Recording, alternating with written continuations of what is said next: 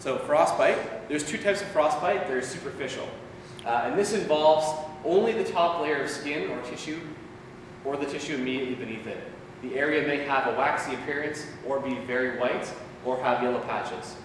The frostbitten area will become numb, molted blue or purple, swell, sting, and burn for some time after being warmed up. Blisters beneath the outer layer of skin may occur within 24 to 36 hours. These will become hard, black, and slowly dry up within 2 weeks. With complete bed rest, swelling will disappear, and complete recovery may take several weeks. Okay, so it's pretty serious stuff, even if it's superficial. Okay, and I have a picture of it on the next slide. Okay, so that's kind of superficial. You can see that it's turned a little bit black, but you have this kind of blister shape and discoloration in the toes. And here's not a color picture, but you can see it on the finger there. Okay, so that's your superficial or a basic frostbite you might find yourself getting if you're traveling in the winter for a period of time. Okay, deep frostbite. This not only affects the outer skin, but can affect all tissue, including bone tissue. Blistering will occur within 3 to 7 days. Swelling will also occur with effects and will affect the surrounding area as well. This will last for a month or more, during which loss of mobility and discoloration will take place. Aching, throbbing, and shooting pains may be experienced between 2 to 8 weeks. In severe cases, gangrene will require professional surgery. Okay? And warning, this Andrew's hiding here. I'm gonna wait until I hear the reaction. Yeah, the next picture is pretty gruesome, so you can look away if you don't feel comfortable with it. Okay, I'm gonna flip it. Okay. That's so cute. Look at that. That's some deep frostbite. You can see he's already lost one toe there, Yeah. and he's probably gonna lose a couple more. I didn't know gangrene was actually green. Appropriately. Yeah. So again, just going to show the importance of proper first aid, immediate care for this type of stuff, and prevention. Okay. And why might feet be more susceptible than other parts of your body, Andrew? It's gonna be some lower blood flow. Like your fingers, well, and your feet are always in the snow too, probably always wet. Yeah. And wet is the major thing. Even if your boots are insulated, your feet produce, what is it, like a quart of sweat a day. So your feet sweat a lot. There's tons of sweat glands in your feet. You're walking, your feet get wet, and that makes them get cold and more susceptible to these types of things. And your hands are more susceptible too, because you usually have less gloves on your hands. So what's the treatment for a frostbite? For superficial frostbite, simply warm the affected part up by using individual body heat. For more severe cases, require evacuation for medical aid. In the case of deep frostbite, move individual to a heated shelter. Remove or loosen constricting clothing if this can be done without causing further injuries to the casualty. Place area against unfrozen part of the body to expose to warm air. Clean and cover loosely the effect to avoid infection. Do not attempt to thaw frozen part by exercise or placing area near open flames. Okay, so don't warm it up too much by the flame. Don't try and exercise the frostbite away. Okay. And further professional treatment is required as soon as possible. Okay. Does anyone know why exercise open flames bad? Well, open flame probably because it would be too much of a temperature change, and you might get burning because you can't feel it. I'm not sure why the exercise. Yes, but like your finger was like flat, and the rest of your hand can feel. I'm pretty sure you're not gonna. Yeah, but if your whole foot was frozen, it's not like you're gonna get one. It's not like one toe is gonna be frozen and the rest of your foot's Oh, gonna one be full foot there frozen. was like just saying. Let the feet, the whole foot. infections or gangrene throughout the body or something. Yeah, you might not want too much blood flow. Yeah, that might be it.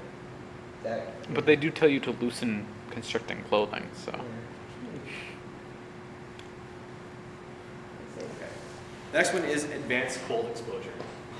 So this is when the body temperature drops, the individual becomes drowsy. Sorry, when the body temperature drops, the individual becomes drowsy, semi-conscious, and finally unconscious. His body is stiff, he will be cold to the touch, his pulse will be very weak, As soon as a man appears to have these symptoms, give him a heated shelter, warm his body slowly by placing warm, dry clothes over the pits of the stomach, small of the back, underneath the armpits, on the wrists, and between the legs from crotch to ankles. Okay, once the individual becomes conscious, give him some hot, probably not boiling hot, but warm, sweet fluids in large amounts and evacuate him as soon as possible. Okay? So this is a bit different than your typical hypothermia, which is getting some of the symptoms of shock. This is when you are almost dying of cold throughout your entire body. Mm-hmm. Don't you have to be careful when giving them fluids that they don't burn? Yeah. The So inside? it says hot here, Mhm. but you probably just want to go with like lukewarm, but avoid giving them any more cold. Mhm. See, the whole point of this is to try and warm the body slowly, just like you would do in hypothermia. Yeah. Now, doesn't, like, if you're giving them sweet fluids, wouldn't that draw blood away from the body to the stomach? That's why you get cold when you have a meal. That doesn't make sense to me.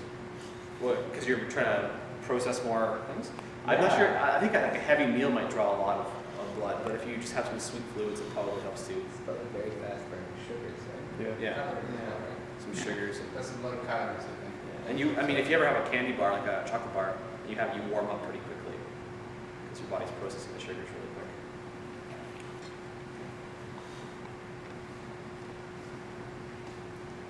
Okay, snow blindness, which you talked a little bit about in your course last weekend.